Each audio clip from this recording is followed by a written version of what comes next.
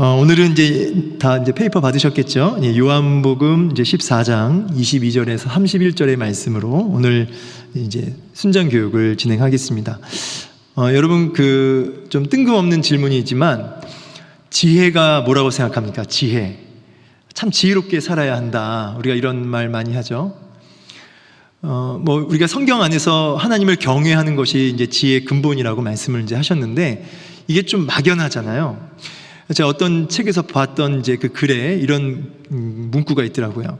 하나님의 말씀을 끊임없이 기억해내고 적용해 드는 삶, 적용하려는 삶, 이렇게 나와 있더라고요. 굉장히 마음에 이렇게 공감이 됐습니다. 우리가 이제 이 교재를 받으면 이제 그 나눔을 할 때 보면 지난 한 주 어떻게 지냈는지 서로의 근황을 나눠 봅시다. 이런 게 꼭 있잖아요. 찬송 부르고. 근데 이제 이거 볼 때마다 안부를 물으면서 잘 지내셨습니까? 인사하는 것도 좋지만, 한 주 동안 하나님 말씀을 어떻게 적용하며 살았는지를 이렇게 체크하고 또 같이 기도 제목을 나누는 시간이 되면 우리가 물론 이제 교재 진도도 나가야 되고 이렇게 우리가 풀어야 될 것들이 있지만 사실 나눔이 이제 중심이 되잖아요. 그래서 그런 부분들을 좀 나눠볼 수 있으면 훨씬 더 풍성한 우리 순모임이 되겠다, 이제 그런 생각합니다. 이제 당장 이번 주 모임에 이런 이제 안부를 얘기할 수 있겠죠. 적용을 할 수 있겠죠. 은밀한 죄를 어떻게 치워버렸는지, 담임 목사님 우리 줄 설교 말씀을 기억하면서 은밀한 죄를 어떻게 치워버렸는지를 한번 이렇게 좀 나눠보는, 안부를 그렇게 물어볼 수 있는 좀 그런 시간이 있으면 좋겠다, 이제 그런 생각 듭니다.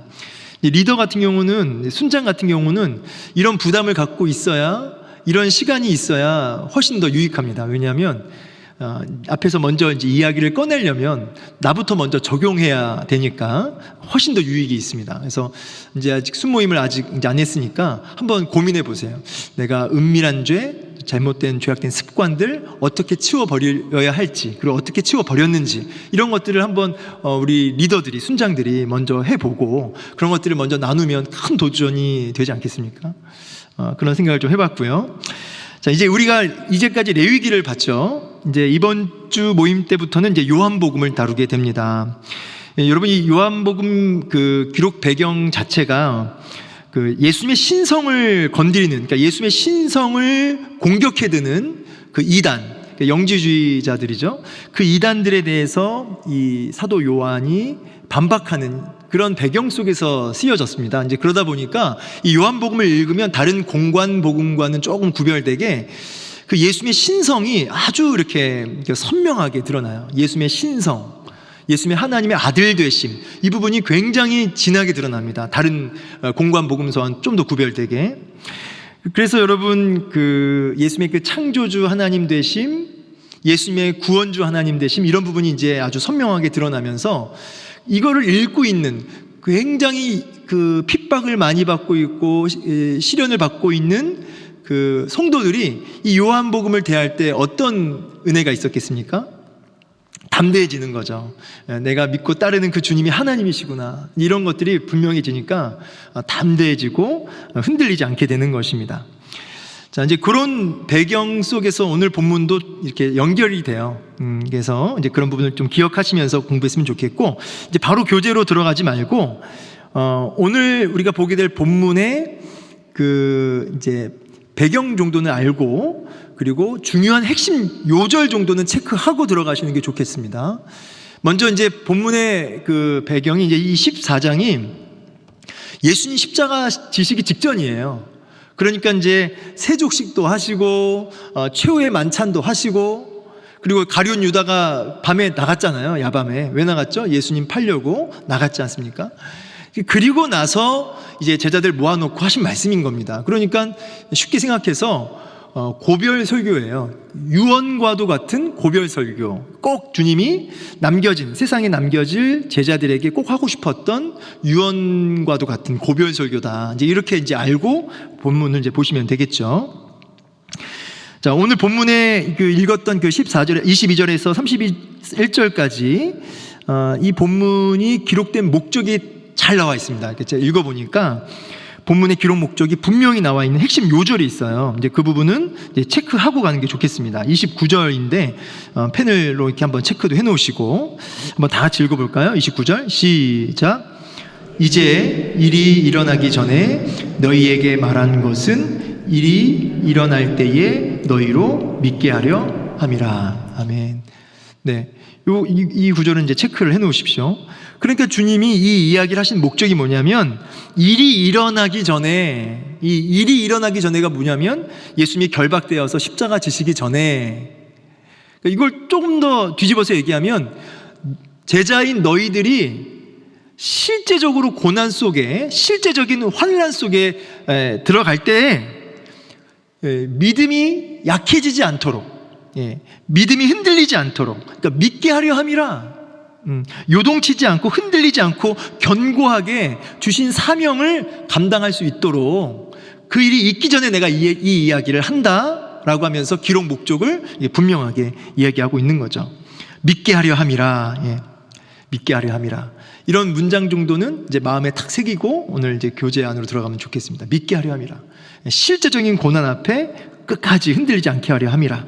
이 부분에 대해서 이제 그 위에 조금 앞에 보면 27절 있죠. 그러니까 믿게 하려 함이라, 흔들리지 않게 하려 함이라. 이제 이 부분을 이제 직접적으로 뭐라고 표현하셨냐면 하반절에 너희는 마음에 근심하지도 말고 두려워하지도 말라. 그러니까 믿게 하려 함이라를 조금 더 풀어서 얘기하면 이렇게 말할 수 있는 거죠. 근심하지도 말고, 너 고난이 오면, 너 이제 내가 얘기했던 환난이 실제적으로 도래하면 너 그때 너 근심하지도 말고 두려워하지도 말아라. 이렇게 지금 당부하고 계시는 것이죠. 이게 이제 우리에게 굉장히 직접적인 메시지가 되는 겁니다. 오늘 우리에게도. 왜냐하면 우리도 말뿐인 신앙이 아니라, 우리 이 삶이라고 하는 거는 이 말만 있는 게 아니라 실제적인 고난이라는 것이 있지 않습니까? 예수를 믿고 신앙생활 할 때 실제적인 고난이 왔을 때 믿게 하려 함이라. 근심하지 말고 두려워하지 말고 그 속에서 실제적으로 믿음이 작동되게 하려 함이라. 이 부분에 대해서 오늘 주님이 우리에게 이걸 원하시기 때문에 이 부분을 우리에게 말씀하고 계신다는 거죠. 그러니까 오늘 이 교제를 통해서도, 오늘 이 순모임을 통해서도 이 부분을 목적으로 하고 이제 그렇게 들어가시면 되겠습니다. 이제 교재 1번을 이제 보겠습니다. 우리 나눠드렸던 페이퍼. 이제 1번 보면은 이게 우리 이제 매일 성경 그 안에 있는 거죠. 그대로 가지고 왔습니다. 아버지와 아들이 오셔서 믿는 자들을 거처로 성전으로 이제 삼으십니다. 해가지고 이제 22절에서 24절에 대한 이제 내용이에요. 그러니까 22절에서 24절 읽지는 않겠지만 이 부분 안에서 정말 중요한 그 메시지가 뭐냐면 이 질문이에요. 그러니까 아버지와 아들이 성도들 가운데 찾아오셔서 거쳐 삼겠다. 그게 이제 22절에서 24절까지 아주 중요한 메시지가 된다는 겁니다. 먼저 이제 우리가 질문 나와 있으니까 먼저 볼 텐데, 그 전에 여기 거처로 삼으신다. 여기 옆에 가로에 제가 성전이라고 해놨는데, 거쳐 삼겠다. 이게 조금 더 풀어서 얘기하자면, 임재하겠다. 그러니까 임재하여 다스리겠다. 이런 뜻이거든요. 그러니까 너희를 내버려 두지 않고, 너희를 이렇게 홀로 두지 않고 찾아와가지고 너희 속에 거해서 너희 안에 들어가서 너희를 다스리고 통치하시고 내가 붙들고 있겠다, 다스려 주겠다라는 이제 메시지인 거죠. 이제 이거를 딱 한마디로 성전 삼겠다. 자, 1번 이제 1번의 가로 1번.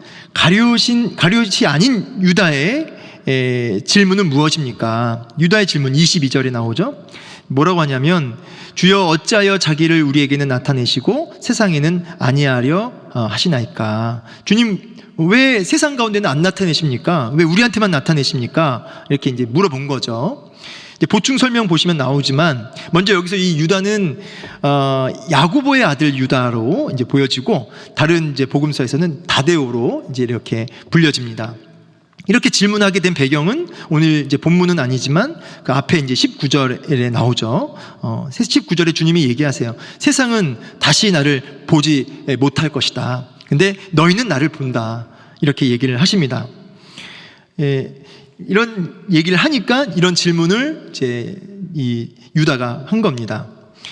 이 세상이라고 했을 때는 이제 여기서 이제 뭐 나눔은 없지만 이런 질문을 좀 나눠보면 좋아요.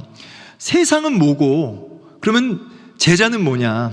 그러니까 세상과 제자의 차이가 뭐라고 생각하느냐? 세상은 왜 주님을 못 보고 제자는 왜 주님을 보는가? 이런 이제 이야기를 하면서 세상과 제자가 어떻게 차이가 있는 건지 이런 질문도 이제 나눠보면 좋겠죠, 미리. 왜냐하면 이제 그 답이 이제 뒤에 나오긴 합니다.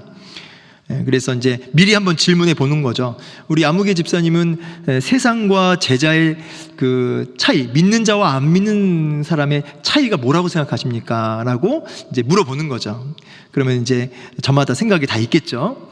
자, 이 부분에 대해서 이제 아래 이제 가로 2번이 이렇게 잘 이제 얘기하고 있는데, 이제 읽어보겠습니다. 질문 가로 2번 1번에 가로 2번 예수님은 어떤 사람을 거처로 삼고 자신을 나타내겠다고 하십니까? 답이 뭐죠? 우리 답을 다 같이 한번 읽어볼까요? 답 시작. 예수님을 사랑하고 예수님의 말씀, 계명, 아버지의 말씀을 잘 지키는 사람. 자, 그러니까 결국 하나님이 제자라고 한다면 주님이 거처 삼는 사람인데, 누구에게 들어가셔서 그를 다스리고 통치하시냐면, 누가 제자가 되냐면 예수님을 사랑하여 그 말씀에 순종하는 사람, 그 말씀을 적용하려 드는 사람, 그 사람이 제자다.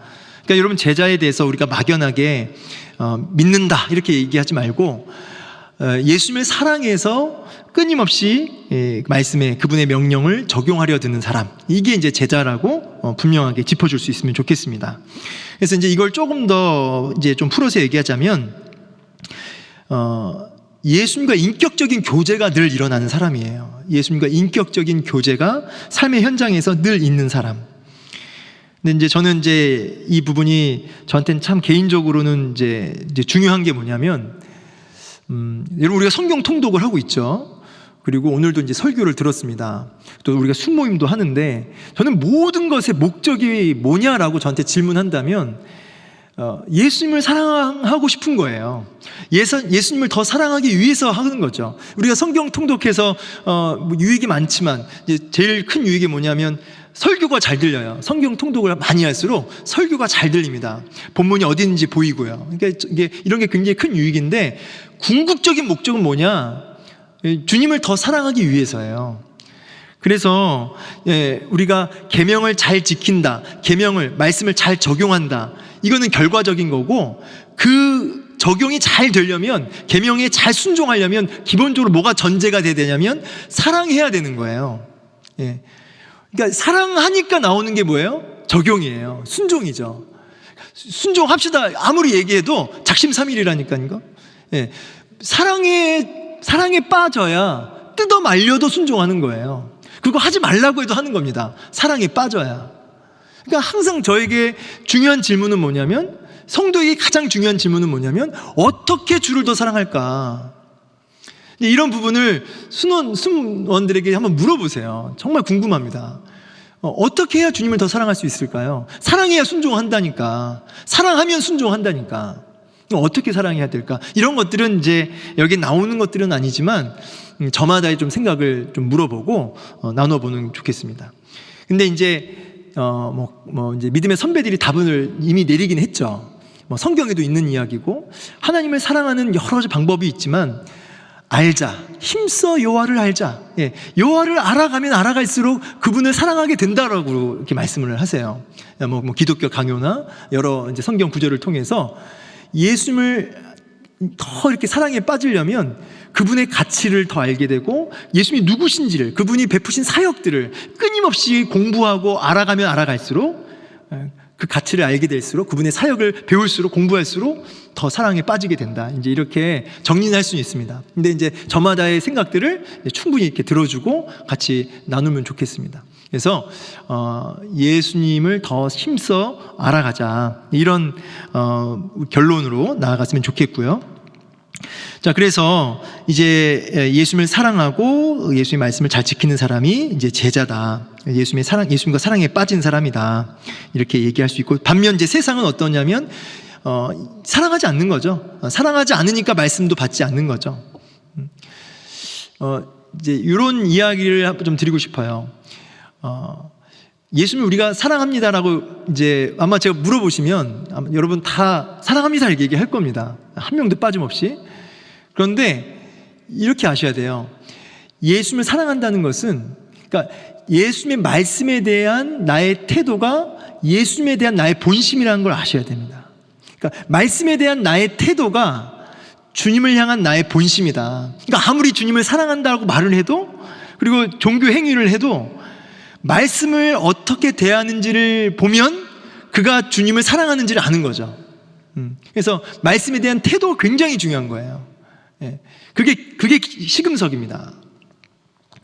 이런 부분들을 이제 나누면서 말씀에 대한 태도가 어떤지, 어떤 분은 이제 얘기 들어보면 잠이 안 오면 목사님 저는 이 성경을 틉니다. 아니면 성경을 읽습니다. 마음이 좀 이렇게 안타깝더라고요. 잠 안 오면 성경을 읽는데요. 그러면 금방 잠이 온대요. 저희 숙면을 취하기 위해서 나를. 근데 그 말씀에 대한 태도가 그래가지고는 좀 안 될 것 같은데. 그게 아마 이제 우리는 죄성이 있으니까 이 말씀을 읽으면 이제 막 그게 충돌이 일어나니까 그래서 그런지 몰라도 그건 좀 바람직하지 않은 것 같아요. 어쨌든 말씀을 좀 대하는 태도가 바뀌어야 된다고 하는 이제 이런 부분들을 좀 나누었으면 좋겠습니다. 그래서 이제 여러분 그 나눔 이제 1번 보시면 밑에 주님께서 세상이 아닌 제자들에게 찾아오셔서 거처로 삼으신 이유는 그들이 주님을 사랑하고 말씀에 순종하기 때문입니다. 교회 공동체는 순종을 통해 하나님의 임재를 경험하고 드러내는 기관입니다. 우리 교회는 어떻게 주의 임재를 경험하고 드러내고 있는지를 나눠봅시다. 이거는 이제 우리 공동체적으로 또 교회적으로 아니면 우리 순 안에서 좀 함께 하나님 말씀에 이렇게 순종하려고 하는, 말씀에 적용하려고 하고 있는 부분이 있는지를 나눠보는 거예요. 그러니까 전 이제 볼 때 뭐 헌혈했던 사역 있죠. 이웃사랑 실천하기 위해서 헌혈하거나 이렇게 우리가 어려운 나라를 돕고 동역교회를 돕고 이런 것들이 사실은 이제 구체적인 예가 되겠죠. 그래서 저는 이제 이때 좀 막연할 수 있으니까 이렇게 적용을 조금 더 확장했으면 좋겠어요. 뭐냐면 내가 공동체에서 하는 이런 어떤 헌혈이든 아니면 선교든 전도든 내가 순종하여 그 사역에 동참했을 때 받은 은혜들을 나눠보면 굉장히 이렇게 풍성해지겠죠. 나 정말 하기 싫었고 나 바빴는데 하나님 말씀 생각하고 내가 순종했더니 참 이런 은혜가 있었더라. 내가 선교 안 가려고 그랬는데 선교를 갔더니 거기서 이런 은혜를 체험했더라. 아마 우리 이제 지금은 선교 많이 못 나가셨지만 우리가 참 선교로 참 대단한 교회 아닙니까? 근데 이제 간증들도 되게 많더라고요. 이 선교지에서 제가 이렇게 교구를 돌아보면 선교지 간증이 굉장히 많아요. 이제 이런 것들을 잠깐이지만 다 시키면 안 되고 한두 분 있으시면 그런 분들 이야기를 듣고 다시 도전받고 우리가 이렇게 순종해야겠구나. 정말 납득이 안 되고 이해가 안 돼도 여건이 안 돼도 순종하고 하나님 뜻 앞에 헌신하면 이런 임재를 경험하게 되고 이런 은혜를 체험하게 되는구나. 이런 것들을 서로 좀 공감할 수 있는 시간이 되면 아주 풍성한 은혜가 있을 거라고 생각됩니다. 마지막이 아니라 그 마지막 그 하단에 보면 2번에 예수님이 떠나셔도 성령님이 함께 하시기 때문에 제자들은 두려워할 필요가 없다. 이제 그 부분이 이제 25절에서 31절 내용이에요. 자, 이제 26절. 자, 성령님이 하시는 일은 무엇입니까? 라고 나와 있는데, 우리 26절은 이제 한번 읽어봤으면 좋겠습니다. 성경 26절. 시작. 보혜사 곧 아버지께서 내 이름으로 보내실 성령 그가 너희에게 모든 것을 가르치시고 내가 너희에게 말한 모든 것을 생각나게 하시리라. 아멘. 자, 성령님께서 하신 일이 뭐라고요? 이제 가로 1번에도 이제 질문이 나오는데 제자들에게 예수님의 말씀이 어떻게 해요? 가르쳐지고 생각나게 하신다라고 이렇게 하고 있습니다. 그 생각나지고 깨달아진다 이렇게 하면 좋겠어요. 생각나지고 주의 말씀이 생각나지고 깨달아지고 적용할 수 있게 하는 그 에너지가, 그 힘이 성령님을 통해서 이제 주어진다는 거죠. 그러니까 이게 교회 안에서는 생각나지고 설교 들을 때는 생각나지고 그게 아니고요. 삶의 현장에서 더 직접적으로 고난의 한 복판에서 하나님 말씀이 생각나지고 깨달아지고 적용되어진다는 거죠. 그게 보혜사 성령님의 그 하시는 일이라는 거예요. 이런 거는 이제 간증이 굉장히 많을 거라고 생각해요. 뭐 저 같은 경우도 정말 불쾌한 상황인데 너무 참 마음이 어려웠던 상황인데 성경 구절이 뭐 그거는 이제 설교 시간에 들었던 메시지가 아니고 개인적으로 큐티했던 본문이고 기도할 때마다 암송하는 구절인데 항상 기뻐하라, 쉬지 말고 기도하라, 범사에 감사하라. 그 말씀이 불현듯, 진짜 그야말로 불현듯 제 마음에 샛별처럼 이렇게 떠오른 적이 있어요. 그러니까 제 마음이 불편했고 마음에 막 힘들었던, 저 마음을 막 누르고 있었던 그 마음이 여러분 진짜 신기하게 싹 가시더라고요. 싹 가시고 불편했던 표정이 이렇게 저도 모르게 싹 바뀌면서 기쁨으로 그 상황을 이렇게 대처하고 제가 희생하고 섬겼던 그 체험이 있거든요. 이제 뭐 그런 게 몇 개 있는데 아마 이제 우리 순장님들도 순원들도 그런 간증들이 있을 거라고 생각됩니다. 없으면 안 돼요, 여러분. 이건 있으셔야 되는 겁니다. 그래서 그런 부분들을 좀 나눠보면 이제 좋을 것 같습니다. 그래서 그런 적용, 그 말씀이 깨달아지고 생각나지고 적용케 됐던 그 부분에 있어서 성령님이 우리 가운데 역사하신다, 적용케 하신다. 자, 이제 뒷장에 보면은 이제 가로 2번 나오죠. 가로 2번. 자, 예수님은 근심하고 두려워하는 제자들에게 이제 어떻게 격려하십니까? 라고 했을 때 27절이죠. 우리 27절 한번 읽어보겠습니다. 시작. 평안을 너희에게 끼치노니 곧 나의 평안을 너희에게 주노라. 내가 너희에게 주는 것은 세상이 주는 것과 같지 아니하니라. 너희는 마음에 근심하지도 말고 두려워하지도 말라. 예. 자, 그래서 예수님이 제자들에게 뭘 주시겠냐고 했더니 나의 평안을 준대요. 나의 평안. 그러니까 예수님으로 인한 평안이죠. 더 정확히 예수님을 통해서 주어지는 평안이죠. 이 평안, 이게 샬롬 그러는데 사실 예수님이 십자가에서 못 박혀 죽으시고 부활하셔서 제자들 딱 보자마자 처음 했던 말이 뭐예요? 샬롬이죠. 평안하뇨. 그러니까 이 평안이 얼마나 중요한지 성경 전체를 관통하는 여러 개념 중에 하나가 평강이에요. 이 샬롬입니다. 이 예수님이 왜 죽으셨습니까? 라고 했을 때 평강 주기 위해서 죽으셨다, 이렇게 얘기해도 맞는 말이에요. 그러니까 여기서 말하는 그럼 이 샬롬이 무슨 뜻이냐, 무슨 평안이냐, 우리가 이제 우리 인사할 때 우리 샬롬하고 인사하기도 하는데 그게 뭐 식사하셨습니까? 뭐 잘 지내셨습니까? 한 주간 잘 지내셨습니까? 그런 의미가 아니고 여기서 말하는 이 샬롬의 의미에서 이 평강의 의미는 뭐냐면 죄와 사망의 권세로부터의 자유, 죄와 사망의 권세, 어둠의 권세, 사탄의 영향력으로부터의 해방, 이런 그런 하나님이 그렇게 주시는, 그 가운데 주시는 위로, 이런 것들이 샬롬의 의미 안에 있는 거죠. 당시에 이 평강이, 샬롬 하면은, 이제 평강하면은, 평안하면은 로마가 주는 그 평강이 제일 이제 인기 있는 평강이에요. 정치적이고 군사적으로, 세상적으로 주는 세상 힘이 주는 평강. 여러분, 돈이 주는 평강이 있어요. 그 뭐 부인할 수 없죠. 돈이 주는 위로가 있고 평강이 있습니다. 세상 힘이 주는, 명예가 주는 평강이 있죠. 그런데 그런 것은 있다가도 없고 없다가도 있는 것이죠. 그리고 일시적이고, 그리고 더 직접적으로 노골적으로 말씀드리면 그와 같은 평강은 우리에게 더 큰 고통을 궁극적으로 안겨다 줄 때가 많아요. 그러니까 그러한 평강을 나의 힘 삼고 살아가는 사람은 힘 빠질 일이 있다 없다? 반드시 있다. 그래서 가끔씩 권사님들 중에 아이고 힘 빠져라 이렇게 얘기하면 그 말을 정정시켜 주세요. 권사님, 이 무릎 힘으로 살아가는 게 아니고 허리 힘으로 살아가는 게 아니고 자식 잘하는 거, 자식 잘 되는 거, 그거 힘으로 살아가는 거 아니고 은행 잔고에 돈이 많이 들어왔느냐 안 든 그거에 힘썼고 살아가는 게 아니고 하나님이 공급하시는 힘, 하나님이 주시는 평강을 가지고 그걸 힘삼고 살아가셔야 합니다 라고 정정하셔야 되는 거죠. 여러분, 어떤 힘으로 살아가세요?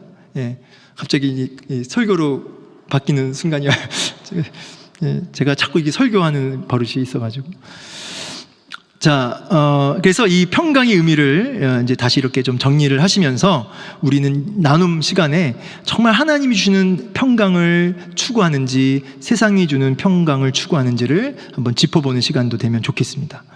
자, 가로 3번에 예수님이 이제 갔다가 다시 오심을 제자들에게 미리 말씀하시죠. 이제 읽었으니까 따로 읽지 않겠습니다. 28절, 29절. 이 갔다가 다시 온다. 우리 보충 설명에도 나오지만 이 반복적으로 얘기하시는 부분이에요. 그러니까 반복적으로. 이 말의 의미가 뭐예요? 버려두지 않겠다는 거예요. 너희들끼리 내버려두지 않겠다라는 거죠. 갔다가 다시 온다. 이걸 자꾸 반복하신 이유가. 자, 그러니까 여러분 혼자예요? 혼자가 아니에요? 혼자가 아닌 거죠. 요즘 청년들도 이렇게 고독사하는 사람들이 많다면서요. 참 그 이야기를 이렇게 접하면 굉장히 마음이 안 좋아요. 그러니까 어르신도 어르신이지만, 그러니까 많이 외롭고 많이 고독하고 너무 이렇게 눌려있지. 막 취업이 안 되니까 이제 젊은 사람들은 그렇게 고독사하기도 하는데, 정말 여러분 혼자가 아니라는 거. 그러니까 이걸 다른 말로 내가 너를 지금 이 순간에도 보고 있다. 보고 있다. 하나님이 보고 계신다. 내가 너를 붙들고 있다. 너가 느끼든 못 느끼든 붙들고 있다. 이런 간증들을 좀 나누어 봤으면 좋겠어요. 하나님이 나 혼자 내버려두지 않는 거를 느끼는 그 순간들. 분명히 남들이 봤을 때는 죽을 것 같고, 내가 볼 때 저 사람은 자살해도 될 것 같을 정도로 그렇게 너무 절망스러운 상황인데, 정작 그 본인은 막 얼굴에 기쁨이 있고 이해할 수 없는 평강이 있고, 이런 경우들이 있거든요. 그런 사례를 간증을 제가 듣거든요. 이제 그런 부분들을 나눠보면 하나님이 나를 붙들고 있다는 걸 느끼는 그 순간들 나눠보면 굉장히 풍성한 나눔이 될 것 같습니다. 이것 물론 제가 지금 이게 팁을 드리는 거예요. 이걸 다 나누면 시간이 부족하고요. 이런 팁을 드리니까 그 중에서 본인이 이제 선택해서 나누면 풍성한 나눔이 된다는 거죠. 자, 그래서 이제 그 3번 답에도 이제 믿음을 굳건하게 하기 위해서, 그러니까 흔들리지 않도록, 마음이 무너지지 않도록 하기 위함이라는 거죠. 자, 그리고 이제 나눔 2번과 3번이 이제 마무리가 되어집니다. 나눔 2번과 3번. 이제 나눔 2번과 3번을 이제 제가 이제 읽어보니까 좀 막연해가지고 제가 조금 이렇게 풀었어요. 이제 한번 나눔 2번 볼게요. 성령님이 예수님의 말씀을 생각나게 하고 그 말씀의 뜻을 가르쳐 주시기에 우리는 예수님의 말씀을 깨닫고 믿을 수 있습니다. 우리 공동체는 어떻게 말씀을 배우고 묵상하고 나눕니까? 그 과정에서 성령님의 특별한 도움을 경험한 적이 있으면 나누어 봅시다. 사실 앞에 나눔 1번이랑 이렇게 크게 달라지지 않아요. 나눔 2번, 3번이. 근데 이때 무슨 나눔을 하면 좋겠냐면, 제가 여기 이제 흐린 글씨로 썼는데, 개인적으로 말씀을 이렇게 깊이 깨닫게 되었던, 내 인생을 바꾸었던 그런 구절들, 그런 본문이 있으면 좀 나눠봤으면 좋겠어요. 이번 뭐 통독하면서, 뭐 큐티하면서 내 인생을 이렇게 뒤바꿨던. 저는 이제 때로는 이제 우리 권사님하고 또 장로님하고 이렇게 대화를 하다 보면은 자기를 이렇게 완전히 그 뒤바꿔 놨던 구절들, 완전히 망했을 때, 무너졌을 때, 그때 하나님 말씀으로 버텼던 이제 그런 간증들을 이렇게 듣게 되거든요. 이런 그 하나님의 말씀에 의해서 이렇게 내가 깨달아지고 그 말씀이 적용되어져서 그 말씀이 힘이 되어져서 버텼던 순간들, 이런 나눔을 하시면 좋을 것 같고요. 나눔 3회도 보면은 이 그리스도의 증인으로 살아가다 보면 여러 가지 어려움을 만나지만 두려워할 필요가 없다. 성령님이 우리와 함께 계시기 때문이다. 우리가 두려움을 극복하고 선교 사명 감당할 수 있도록 성령님이 어떻게 도우시는지 이야기해보자. 이건 아까 나눔 1번 얘기할 때 얘기한 것처럼 우리가 전도의 자리, 선교의 자리에서 어떻게 내가 하나님의 은혜를 경험했는지 나눠보라는 거죠. 근데 이제 이때 좀 기도 제목을 나눴으면 좋겠어요. 이제 개인적으로 내가 좀 전도해야 할, 지금 선교는 좀 어려우니까 전도해야 할, 좀 담대하게 전도해야 할 대상이 누군지를 좀 나눠보고 같이 좀 기도해 볼 수 있는 시간. 그리고 그 부분에 대해서 이제 순종했더니, 입을 열어 얘기했더니 이렇게 좋았던 반응들, 이런 이야기를 나누면 좋겠죠. 이제 저는 개인적으로 이제 볼 때 뭐 이해는 돼요. 뭐냐면 이렇게 제가 가족 전도 한참 할 때 아들이 안 믿어요. 어렸을 땐 잘 나왔대. 이거 뭐 다 똑같은 이야기 아니에요?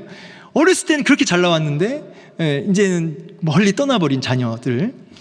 그러면 이제 전도를 권사님도 하고 싶은 거예요. 그러면은 이제 제가 도와드리겠습니다. 같이 기도하시고 도와드리겠습니다. 근데 이제 이 권사님 뭐라고 하시냐면 전화하지 마세요. 문자도 하지 마세요. 이제 너무너무 두려운 거죠. 이해는 돼요. 이 반감으로 확 또 더 튕겨져 나갈까봐. 그러니까 이제 그런 인간적인 이해가 되는데 오늘 이 나눔을 하면서 담대하게 하나님 주시는 좀 지혜를 가지고 좀 담대하게 전도하고 또 우리가 섬겨야 할 그 대상을 놓고 같이 좀 기도하고 좀 담대하게 그에게 복음을 좀 드러낼 수 있는 이제 그런 결단의 시간, 같이 좀 중보하는 시간 가지면 좋겠습니다. 결론으로 여러분 오늘 이 순 모임을 통해서 본문이 오늘 여러분 순 모임 통해서 하고 싶은 메시지는 뭐냐면 최근 나를 두렵게 하고 나를 가장 두렵게 하고 나를 누르고 있는 게 뭔지를 결론적으로 한번 좀 나눠봤으면 좋겠어요. 최근 나를 가장 두렵게 하는 것, 최근 나의 마음에 염려가 돼가지고 그냥 나를 확 누르는 거, 그게 뭔지를 나눠보고 그거를 예수님을 사랑하고 예수님께 순종하는 방법으로 극복하는 이 부분을 도전하고 나눠보는 시간 갖고 다음 주 모임 때 그거를 다시 한번 확인해 보세요. 체크해 보세요. 최근 나를 두렵게 하는 돈 문제가 있었고 최근 나를 두렵게 하는 건강 문제가 있었는데 인간적인 방법이 아니라 예수님을 사랑하고 그 계명에 순종함으로 예수님께 집중함으로 그렇게 주님 주신 평강의 힘으로 내가 이겨냈다라고 하는 그런 나눔을 다음 시간에 하면 좋겠습니다. 자, 오늘 이렇게 마무리하고요. 제가 기도하고 마치도록 하겠습니다.